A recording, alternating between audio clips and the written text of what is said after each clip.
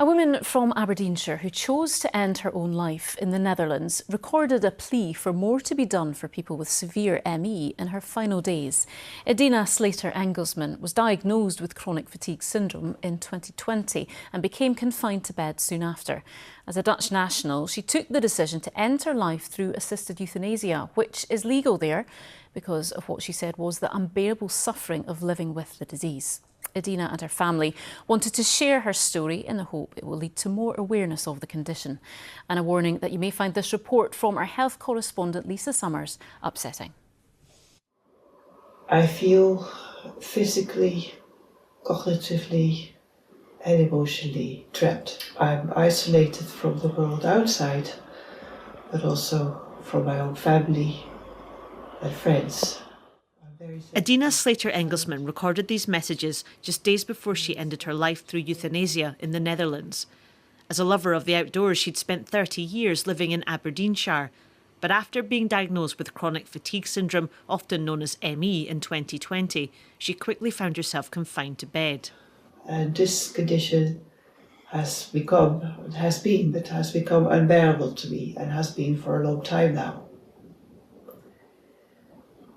To the point that I now want to end my life. The Netherlands has liberal laws on assisted dying. Under strict criteria, it allows voluntary euthanasia for patients experiencing unbearable suffering. As a Dutch national, Edina moved back home and underwent a year of psychiatric and psychological assessments. Having to make such a decision has been heartbroken for me.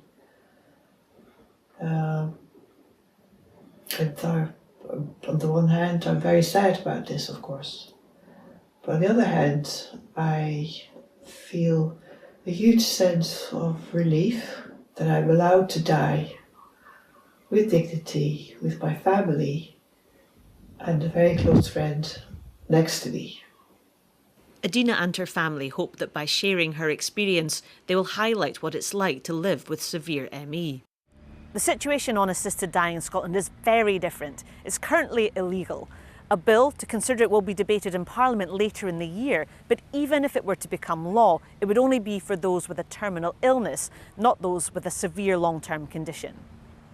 ME is thought to affect around 250,000 people in the UK. Charities and patients groups say understanding of the disease is poor, and that's reflected in a lack of services. ME, whether it's mild or severe, significantly impacts on your life. It takes away a lot of the things that many of us just take for granted. So I think it's devastating that people are not getting the care that they need. Edinburgh University is carrying out the world's largest genetic study on ME. Researchers hope to publish their first results within the next 6 months.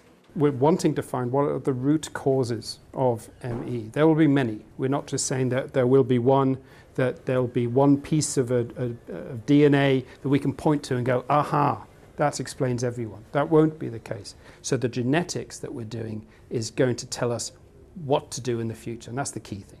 In one of her final messages, Edina makes a plea for others who are struggling. I think the main message from this is that living like this for me has become and has been unbearable. There's no help, and there should be. Yeah. Edina Slayter-Engelsman there speaking shortly before she died. And on tonight's edition of The Nine on the BBC Scotland channel, they'll be discussing what Edina was asking for in her message, the campaign to get more help and support for people who are living with ME.